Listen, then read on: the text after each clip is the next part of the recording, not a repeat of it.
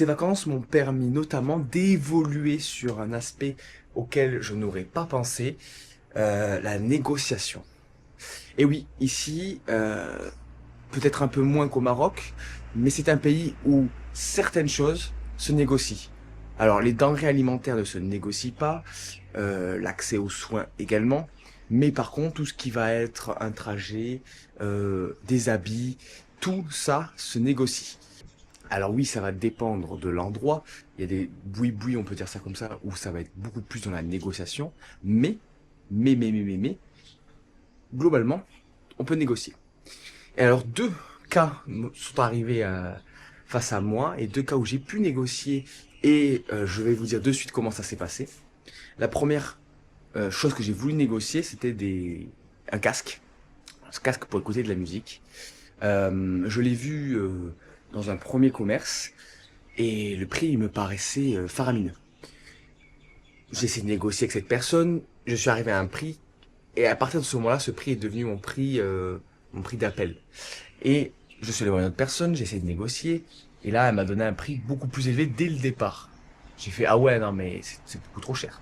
Je suis allé voir une troisième personne, et en fait, en faisant ça petit à petit, eh bien, dans mes négociations, le prix est passé de donc 3500, 4000, 4005 pour trois personnes différentes, à pré-négociation à 3000. Et à chaque fois, j'étais jamais convaincu. Même en essayant de prendre deux biens au lieu d'un seul, j'arrivais pas à un prix qui me convenait. Et donc, au final, qu'est-ce que j'ai fait?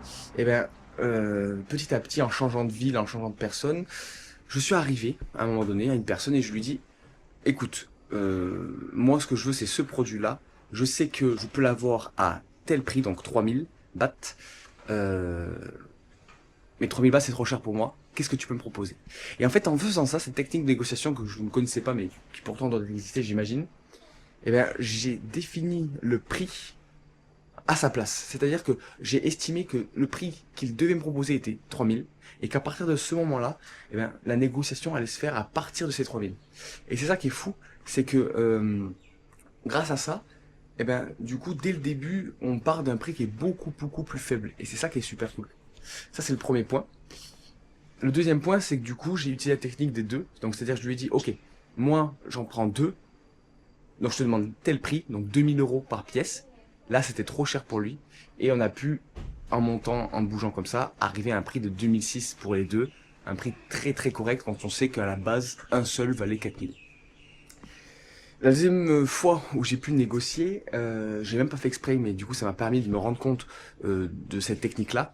C'est qu'en fait, on m'avait proposé un prix en fait pour nous amener du port à notre hôtel. Il faut savoir qu'on a ici en Thaïlande des pick-up, des vannes qui peuvent nous amener à un certain endroit. Sauf que sur l'île à laquelle je me situe, d'ailleurs je l'ai pas montré, mais voici à quoi ça ressemble, vue de la chambre. Donc on peut dire une vue plutôt agréable, plutôt sympathique. Et donc pour venir jusqu'ici, eh ben, malheureusement, le pick-up ne voulait pas y aller. Ou en tout cas, il fallait payer des bahts supplémentaires. 1200 bahts pour être précis, ce qui faisait beaucoup. Pas trop de services ici, je sais même pas s'il y a des taxis, il n'y a pas de Bolt, pas de Grab. Donc c'est vrai que c'était un petit peu compliqué cette négociation-là parce que ben c'était oui ben soit tu payes, soit tu ne prends pas part au pick-up et on ne te ramène pas chez toi. Compliqué. Et donc ce que j'ai fait, c'est que j'ai dit non à la première personne qui m'a proposé les 1200 bahts. Et je me suis dit, bon, je vais essayer de négocier avec le chauffeur. Et ce que j'ai fait, c'est que pareil, en fait, j'ai dit dans mon message, parce que du coup, lui, il parlait pas très bien anglais, je lui ai écrit, je lui ai dit, écoute, au port, on m'a proposé 1000 bahts. Est-ce que tu veux me proposer moi ça? Et en fait, dès le début, du coup, j'ai estimé pour lui le prix que je devais payer. Donc en fait, le truc, c'est que j'ai baissé volontairement le prix à 1000. Et je me suis dit, bon, 2000, au pire, je négocierai. Bon, au final, je n'ai pas pu négocier. Et vu que j'avais peu de marge, eh ben, on a dû accepter les 1000. Et en fait, c'est-à-dire que sans, entre guillemets, négocier, juste en lui disant le nouveau prix, enfin, le prix qui était censé m'avoir dit, j'ai gagné 200 bahts. À savoir que j'ai justement pu, lors de ces vacances, 2 jours plus tard, réitérer cette négociation-là. Euh, de la même manière, on n'avait aucun pick-up qui pouvait nous amener au port. Et les prix nous avaient été dits pour 1000, 1200. On avait pu discuter également avec notre réceptionniste, si je puis dire ça comme ça, au niveau de l'hôtel, qui nous avait dit qu'on pourrait en avoir pour 7 ou 800. Euh, on allait donc directement nous-mêmes au port, parce qu'on passait à côté le jour même, enfin la veille plutôt, et on a demandé, pareil, à avoir des prix plus abordables. Et donc j'ai fait un message. Alors je me dis que j'aurais peut-être pu faire mieux, mais bon, on va se satisfaire du nécessaire et de ce qu'on a eu. Et donc en arrivant, j'ai demandé à avoir un prix sous les 600 bahts. J'ai dit, on m'avait proposé 600 bahts, est-ce qu'on peut me faire moins? Et donc, pareil, la personne a dit, oui, oui, pas de souci. Et je lui dis, mais du coup, qu'est-ce que tu as proposé comme prix? Elle me dit, non, non, pas de souci, pour 600 bahts. Je te fais à 600 bahts. Et donc, grâce à cela, on a pu avoir un prix à 600 bahts, donc quasiment divisé par deux là encore. Et donc en fait, je trouve que c'est une stratégie qui est super intéressante celle-ci, quand tu as plusieurs interlocuteurs, et en fait, quand tu fais une sorte d'étude de marché, que tu sais que, ok, ce truc vaut ce prix-là, donc en fait, tu estimes à la place de l'autre personne le prix de son bien, et tu en bénéficies ensuite.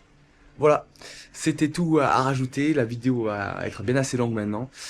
J'espère qu'elle vous aura plu, j'espère que vous aurez pris du plaisir, que ce soit par les paysages, mais aussi, hop, parce que j'ai pu vous expliquer. Moi en tout cas, j'ai profité de cette vidéo, j'ai profité de ces vacances pour évoluer sur beaucoup d'aspects, et c'est vrai que je pense que quand on revient d'un voyage, on n'est plus la même personne que lorsqu'on est parti, tant spirituellement, tant développement personnel, mais aussi sur différents aspects comme j'ai pu l'évoquer, la finance, ou l'ouverture d'esprit, les langues, etc., etc. Et puis bien sûr, comme j'ai pu le dire en début de vidéo, on sait ce qu'on aime, ce qu'on n'aime pas, et où est-ce qu'on voudra vivre. Allez, n'hésitez pas en commentaire à me dire où vous êtes parti vous et où vous voudrez aller, et si vous avez des questions. Ciao.